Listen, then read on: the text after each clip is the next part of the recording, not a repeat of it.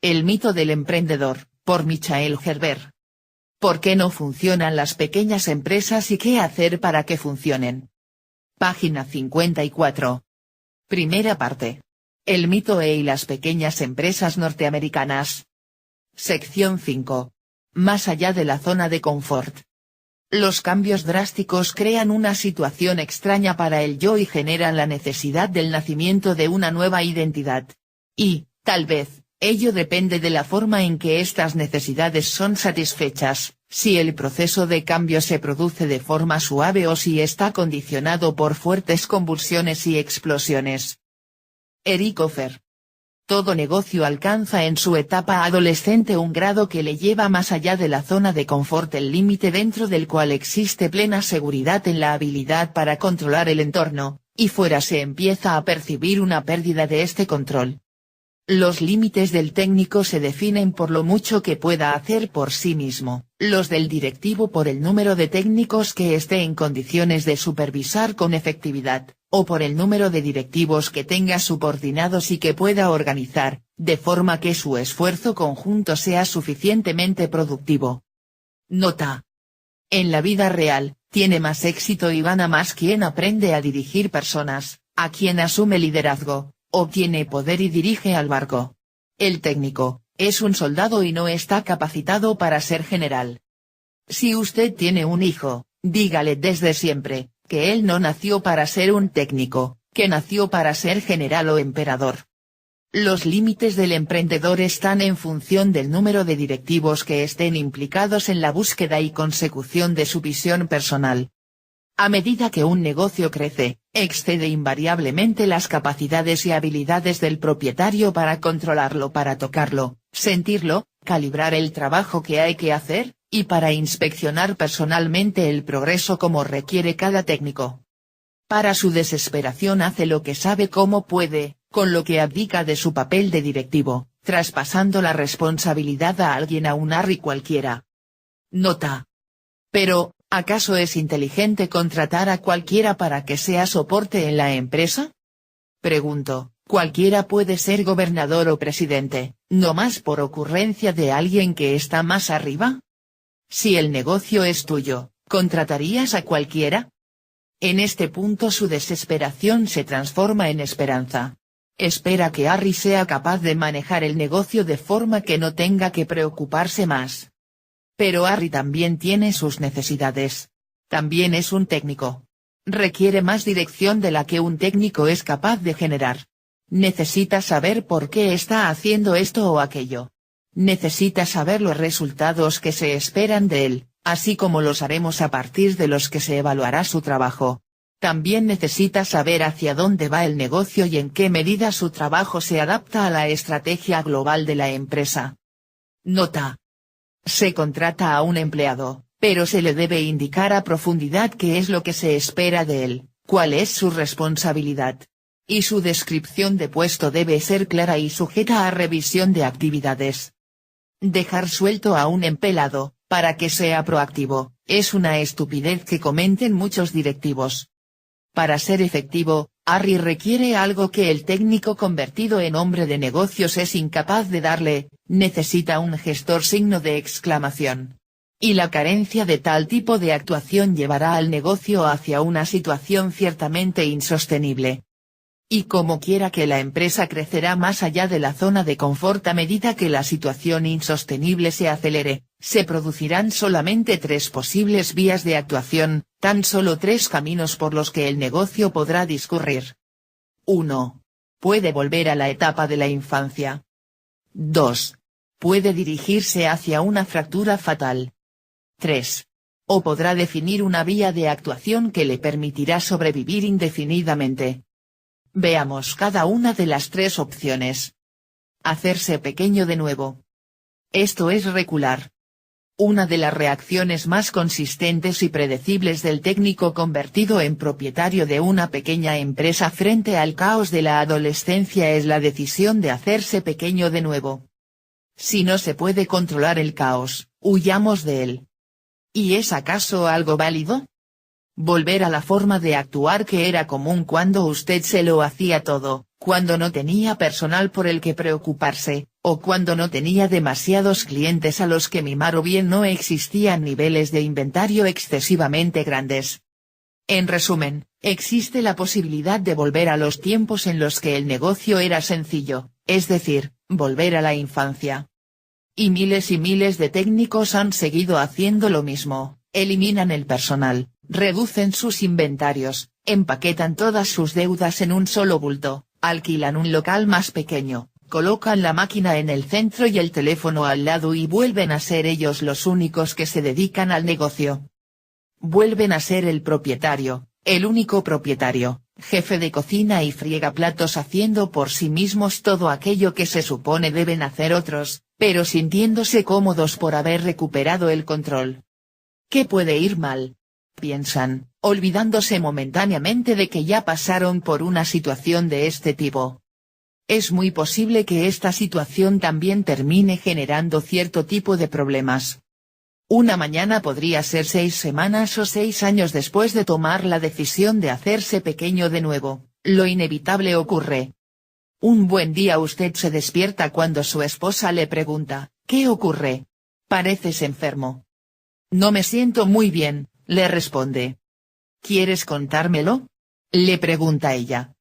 Sinceramente, le contesta, no quiero ir nunca más a la empresa, estoy hasta la madre.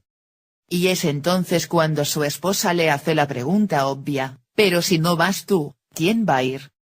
Y de pronto usted se enfrenta con su verdadera condición, se da cuenta de algo que ha intentado evitar en los últimos años. Debe enfrentarse con la inevitable verdad, no es propietario de un negocio, sino de un empleo. Y lo que resulta fatal, es el peor empleo del mundo. Nota. Y esto le ocurre a los médicos, a los docentes, a los taqueros, a los taxistas, a los policías. A todos esos que son autoempleados. El caso de un colega, dueño de un taller de maquinado, creció y contrató gente, pero no pudo controlar los procesos y calidad porque él era el vendedor, el servicio al cliente y otras actividades. Por la presión, un día le ocurrió un infarto. Redujo todo y regresó a ser un pequeño taller, donde solo era él y otro ayudante y la presión no cesó. Volvió a tener otro infarto. Pronto tendrá que morir. Usted, no puede cerrar el negocio cuando quiera, porque si cierra no podrá hacer frente a los pagos, no puede dejarlo cuando quiera, porque si lo deja no habrá nadie para sustituirlo, ni puede venderlo, si tal fuese su deseo, puesto que nadie quiere comprar un empleo. El da que usted no trabaja, no hay ingreso. Llegados a este punto, es cuando sobreviene la desesperación y el cinismo que sienten la mayoría de pequeños propietarios ante sus negocios. Si en algún momento fue un sueño, por pequeño que fuese, se ha esfumado, y con él cualquier deseo de seguir estando ocupado. No deja de ser un esclavo más. Ya no limpiará más las ventanas, ya no fregará más los suelos. Los clientes se convierten en un problema en lugar de ser una oportunidad. Puesto que, si alguien compra algo, eso representará trabajo para usted. Su forma de vestir empieza a deteriorarse, el luminoso o el cartel anunciador empiezan a descolorirse y ajarse. Pero no le preocupa. Cuando el sueño desaparece lo único que queda es trabajo, la tiranía de la rutina, la triste actividad del día a día. Finalmente se decide a cerrar la puerta. Ya nada puede seguir reteniéndole allí. De acuerdo con las cifras del Small Business Administration, más de 400.000 negocios de esta naturaleza cierran sus puertas cada año en los Estados Unidos. Y ello es comprensible. Su negocio, una vez que la brillante promesa de una vida mejor ha desaparecido, se ha convertido en la tumba de sus sueños perdidos. Ir hacia la fractura. El negocio adolescente tiene otra alternativa que es menos penosa y, decididamente, más dramática que la de hacerse pequeño. Consiste en crecer más y más rápidamente hacia el momento de la autodestrucción. La nómina de situaciones de esta naturaleza es bastante extensa, pero baste citar tan solo algunos ejemplos: Intel, Osborne Computer, Coleco, y muchas más. Todas estas empresas que decidieron ir hacia la fractura se iniciaron a partir de un impulso emprendedor surgido de un técnico que enfocó su actividad con un fin supuestamente equivocado, buscando la comodidad del negocio realizado en lugar de su propio negocio.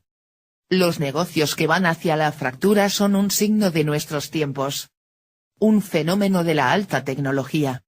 Con la explosión de las nuevas tecnologías y el número de los que las han creado, han surgido numerosos técnicos en la arena empresarial. Junto con todos estos magos y su aparentemente ilimitado virtuosismo técnico, se ha producido una avalancha de nuevos productos en los mercados abiertos y plenamente receptivos a las nuevas tendencias. Por desgracia, la mayoría de estas empresas apenas han podido resistir la aparición de momentos de descontrol que les obligaron a reaccionar, justo antes de desaparecer. Todos estos excesos de la etapa adolescente, que habrían sido solo perturbadores en una empresa en normal expansión, resultan totalmente desastrosos para un negocio que va hacia la fractura.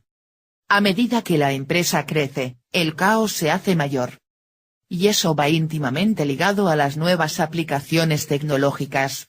El técnico y su gente raras veces son capaces de sentirse libres para obtener la perspectiva que les permita analizar su auténtica condición.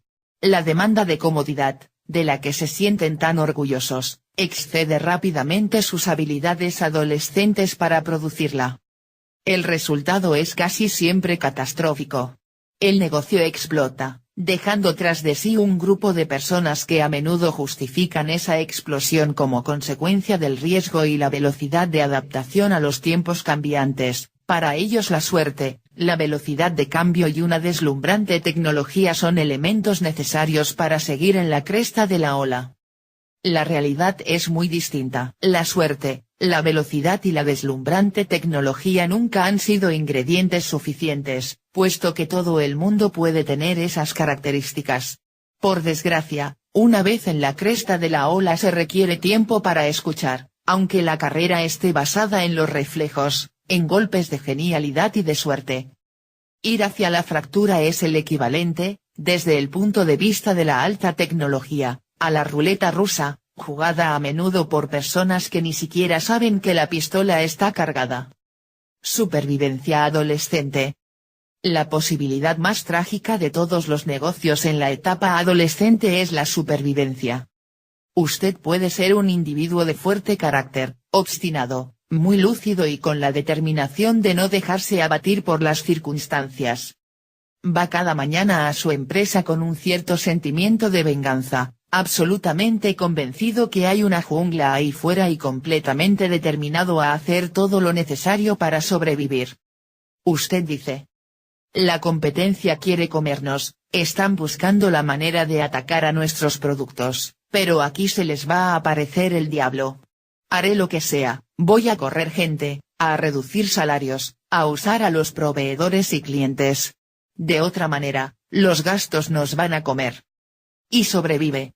Siendo intransigente, aprovechándose de su gente y de sus clientes, sacrificando y condicionando a su familia y a sus amigos porque, después de todo, debe lograr que el negocio siga adelante. Y sabe que solo existe una forma de hacerlo: usted debe estar allí en todo momento. En la supervivencia adolescente usted está consumido por el negocio y por la posibilidad de perderlo. Y en él pone todo lo que tiene. Y por una u otra razón lucha cada vez más por mantenerlo. Día tras día, luchando en las mismas batallas, de forma exacta a como lo hizo ayer. No hay posibilidad de cambio. Noche tras noche se va a casa cavilando, preparándose con más intensidad para el día de mañana. Finalmente el negocio no explota, es usted quien lo hace. Signo de exclamación. En este momento es usted como un motor de 20 cilindros, pero solo funciona con uno de ellos, bombeando, intentando producir resultados como si funcionara con toda la cilindrada.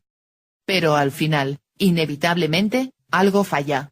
Ya no puede más, a menos que se enfrente a la realidad de que un cilindro no puede producir los resultados de 20, por muy a fondo que se emplee y por mucho que lo intente. Hay que sacrificar algo, y ese algo es usted. ¿Le suena familiar? Bien, Si ha estado en el mundo de los negocios durante algún tiempo, debería sonarle. Y si no hace tiempo que ha estado, tal vez le resultará familiar algún día. Eso es así porque la tragedia reside en que las condiciones propias de las etapas de infancia y adolescencia dominan la totalidad de las pequeñas empresas norteamericanas. Son estas las consecuencias que hemos detectado en la mayoría de pequeños negocios que Gerber ha visitado en los últimos 17 años, unas consecuencias caracterizadas por la creciente confusión y por la pérdida del espíritu inicial. Y no hay que llegar a esos extremos. Existen formas mejores de enfrentarse al problema. La fibra sensible de Sara, que yo había pulsado con anterioridad, puso en marcha su imaginación y activó sus pensamientos. ¿Cómo lo sabía? Me preguntó tranquilamente. ¿Ha estado hablando de mí con alguien? Me dijo, deseando en parte que supiese más sobre su historia de lo que realmente conocía, y en parte teniendo en cuenta que no era diferente de la de otros. Ella ya sabía la respuesta. Antes de que pudiese confirmarla, me dijo, me he hecho pequeña de nuevo. Y sigo sin comprender lo que realmente ocurrió. Miró alrededor de su pequeña tienda, como intentando ver algo o alguien que yo no podía. Mi Harry era Elizabeth, murmuró. La contraté cuando hacía 6 meses que había inaugurado mi tienda. Ella lo hacía todo por mí. Era absolutamente increíble. No sé lo que hubiese hecho sin ella.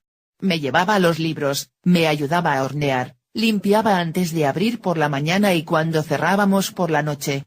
Fue ella la que contrató a los 3 primeros empleados y les explicó cómo tenían que desarrollar los diferentes trabajos que les asignó. Estaba siempre cuando la necesitaba. A medida que el negocio crecía durante los 2 años siguientes, Elizabeth iba asumiendo la responsabilidad. Trabajaba tan duro como lo podía hacer yo misma y parecía estar muy contenta conmigo. Y yo lo estaba con ella. Daba la impresión de que me adoraba, pero, vaya si yo también la adoraba.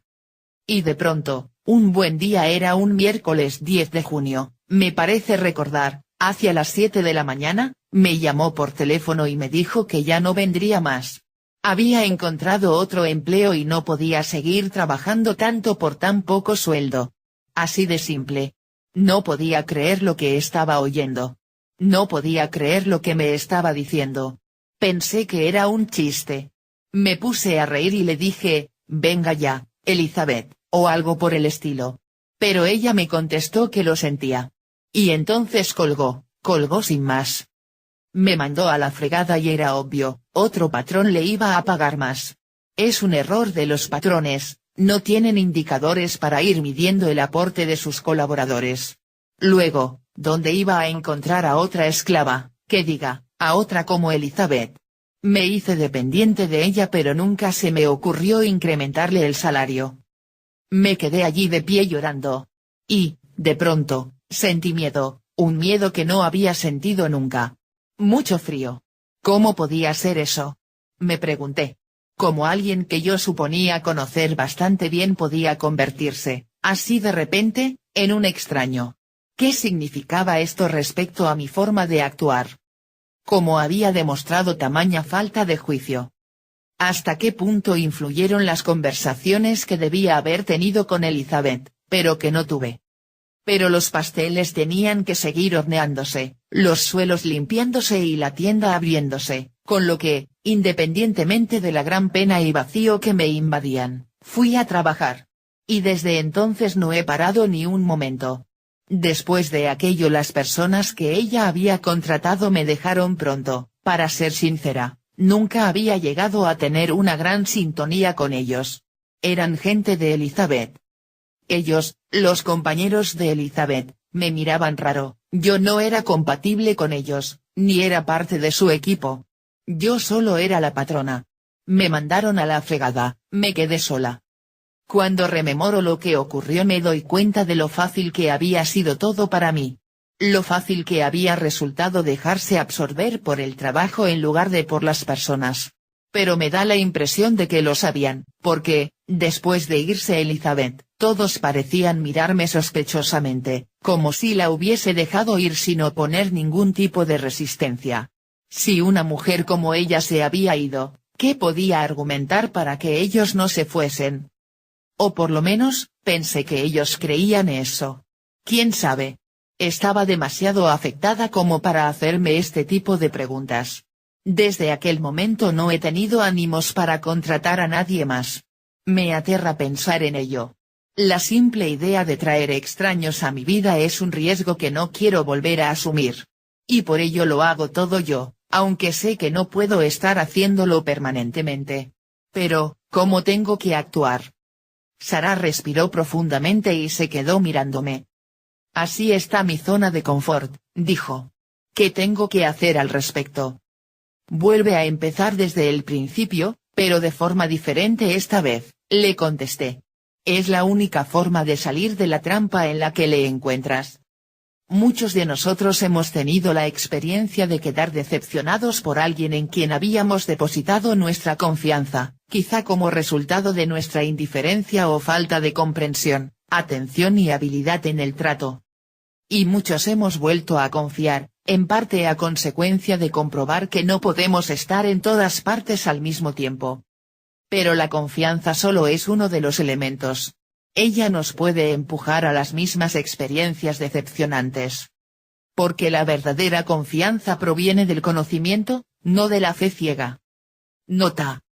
La fe, termina anulando a la razón, y en esto de los negocios, solo cuentan las acciones, no los bonitos deseos. Y para conocer hay que ser capaz de comprender. Y para comprender uno ha de tener una absoluta e íntima certeza de cuáles son las condiciones necesarias. ¿Qué es lo que la gente sabe y lo que no sabe? ¿Qué quiere y qué no quiere? ¿Por qué y cómo hace esto y no aquello? ¿Quiénes son y quiénes no son? En resumen, Sara confió ciegamente en Elizabeth. Quiso creer en ella y sin más. Era más fácil, porque así no se vería obligada a realizar el trabajo que no deseaba, precisamente el de definir y ponerse de acuerdo sobre cómo tenía que ser la relación con Elizabeth, cuál era el papel de cada una de ellas. Es decir, que Sara tenía que ejercer de propietaria, mientras que Elizabeth sería la empleada. En definitiva, Sara tenía que haber definido las reglas del juego que Elizabeth iba a jugar.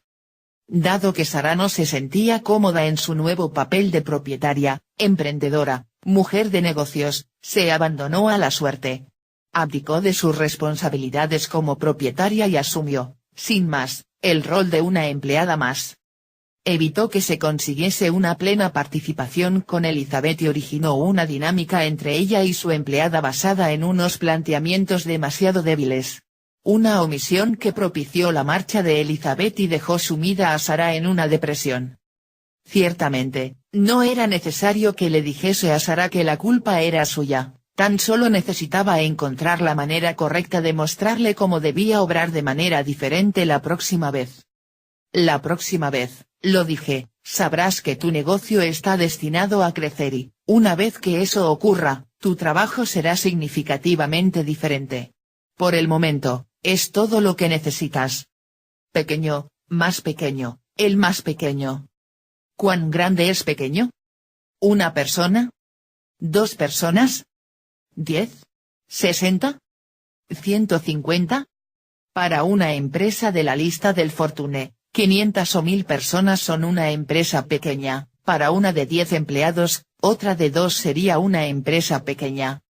La verdadera cuestión no es la pequeñez de una empresa, sino cuán grande debería ser.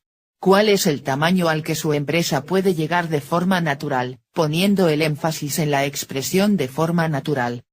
Porque, sea cual sea este tamaño, cualquier limitación que se ponga en su crecimiento resultará antinatural, condicionando a la empresa no por las fuerzas naturales del mercado, o por una eventual falta de capital, aunque estos factores podrían condicionarla de forma distinta, sino por las propias limitaciones personales. Estamos hablando de la falta de habilidades empresariales, de conocimientos y de experiencias y, por encima de todo, de carencia de pasión para lograr el crecimiento de un rico, extraordinario y dinámico negocio.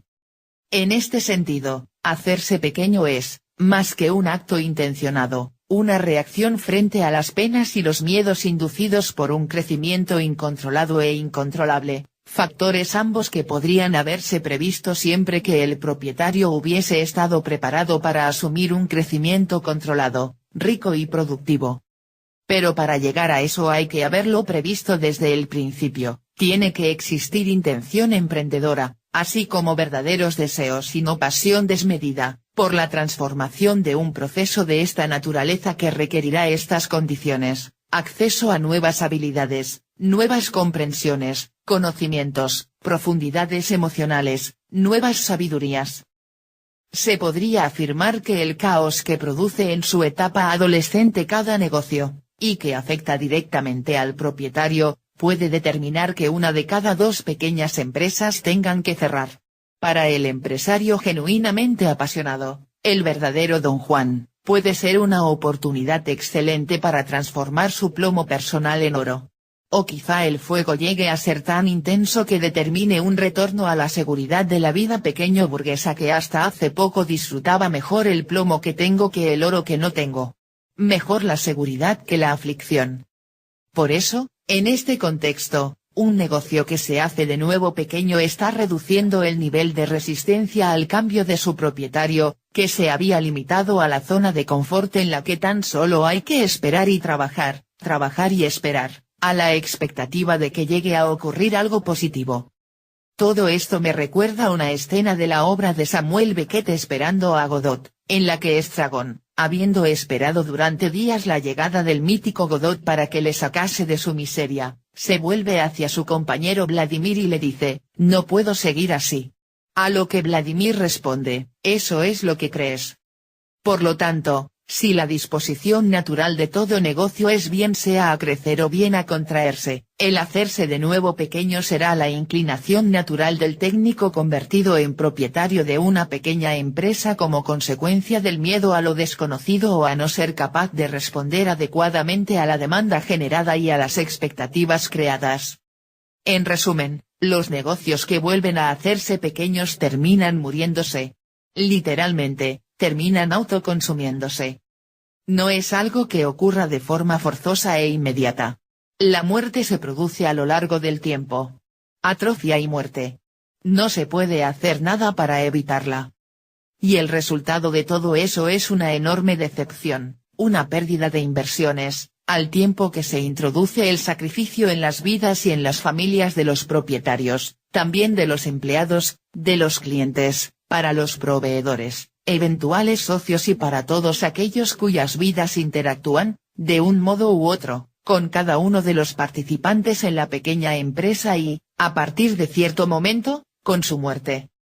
La tragedia radica en que todo ello podía haber sido evitado si la empresa hubiese sido puesta en marcha de forma diferente, y si el técnico afectado por el impulso emprendedor hubiese planteado el negocio de una forma más amplia y con un mayor carácter emprendedor. Desde luego, no se hubiese podido prever todo en tu negocio, pero sí una buena parte, le dije a Sara. ¿Podías haber previsto lo que te ocurrió con Elizabeth y con las personas que contrató, o que a la gente le seguiría encantando tus pasteles y que, en consecuencia, el negocio tenía que crecer? ¿Podías haber previsto que este crecimiento habría implicado responsabilidades adicionales y requerido otro tipo de habilidades, por ejemplo, nuevos capitales que permitiesen responder a la demanda adicional? En resumen, aunque no habrías sido capaz de saberlo de lo que te esperaba, al menos hubieses sabido algo más de lo que sabías. Y este es tu trabajo, Sara. Precisamente el que corresponde al propietario. Y si no lo haces, nadie lo hará. Para decirlo en 2 palabras, tu trabajo es prepararte y preparar tu negocio para poder sostener el crecimiento. Para conseguirlo, los cimientos de la empresa y su estructura serán los que tendrán que soportar el peso adicional. Y como responsabilidad fundamental no tienes otra opción si tu negocio progresa, será de este modo. Depende de ti misma definir la modalidad de crecimiento de tu negocio, en función de cómo comprendas las cuestiones clave que han de realizarse, los objetivos clave que han de conseguirse y la posición que deseas para tu empresa en el mercado. Y para ello te has de hacer las preguntas adecuadas, tales como: ¿dónde quiero estar? ¿Cuándo quiero estar allí? ¿Cuánto capital necesitaré? ¿Cuántas personas haciendo qué trabajo y cómo? ¿Cuál será la tecnología a utilizar? ¿Cuál el espacio necesario? ¿Te equivocarás en ocasiones? ¿Cometerás errores? ¿Cambiarás de opinión? Por descontado que te ocurrirá todo esto. Más a menudo de lo que te imaginas. Pero, haciéndolo correctamente, deberás también crear planes de contingencia. Para los momentos buenos y para los malos. Y en determinadas ocasiones, aunque no sepas cómo reaccionar, bastará que te dejes llevar por los acontecimientos y liberes el vuelo de tu intuición. Pero lo que parece evidente es que la clave radica en el plan, en la previsión y en la articulación de lo que puedas ver en el futuro, tanto respecto a ti como para tus implicados. Porque si no se produce esta articulación, quiero decir, ponerla por escrito con claridad, de forma que todo el mundo llegue a comprenderla, no llegarás a nada. Y puedes creer que durante todos estos años en los que he estado trabajando para pequeños empresarios, de los miles y miles que puedo haber conocido, tan solo unos pocos lo tenían realmente todo planificado. En general no había nada escrito, nada comprometido sobre el papel, nada en concreto. Acuérdate, Sara, cualquier plan es mejor que no tener ninguno. Porque en el proceso de definir el futuro, el plan empieza conformándose de acuerdo con la realidad, tanto la que se encuentra en el entorno como la que lo intenta generar en la propia empresa. Nota. Una memoria prodigiosa nada es contra el poder de unos garabatos en un papel. Si en esos garabatos está declarado el plan de guerra de la organización. Y como quiera que ambas realidades se unen, crean conjuntamente una nueva realidad, llámale tu realidad, llámale la única invención que resulta ser realmente tuya, la realidad de tu mente y de tu corazón uniendo todos los elementos de tu negocio, y de este con su entorno, conformando, diseñando, colaborando, formando algo que nunca había existido anteriormente de forma similar. Y este es el elemento fundamental de una empresa madura. Un negocio de este tipo es el que se inicia de forma distinta al resto. Una empresa madura se crea desde una perspectiva amplia, emprendedora, más inteligente. Se trata de generar y construir un negocio que funcione gracias a ti, y no sin ti. Y porque se pone en marcha de esta forma, es más probable que se siga por estos derroteros. Y aquí reside la verdadera diferencia entre una empresa adolescente, en la que todo queda sujeto a la suerte de lo que le ocurra, y una empresa madura, donde existe una determinada visión contra la que se va contrastando el presente. Pero me estoy adelantando. Lo importante es que tu experiencia podría haber sido completamente diferente. Que existe una manera de poner en marcha un negocio totalmente distinta a la asumida por la mayoría de los técnicos convertidos en propietarios de una pequeña empresa. Y que, además, cualquiera lo puede hacer. Me quedó mirando a Sara y pude captar el brillo de sus ojos. Este tipo de ideas me inspiran, dijo dulcemente. De pronto, todo lo que has visto absolutamente oscuro durante mucho tiempo, empieza a tener luz de nuevo. Pero, poco después de empezar a pensar en la idea de construir un negocio que pudiese funcionar correctamente, otro tipo de pensamiento oscuro en este caso, cruzó por su mente. Pero, ¿qué hago respecto a lo de Elizabeth? Me dijo. ¿Qué hago respecto a lo de Elizabeth? Este es el tipo de pregunta que todo técnico convertido en propietario aspira a responder. Por su dimensión básica, la respuesta permitiría contestar a cualquier otra pregunta.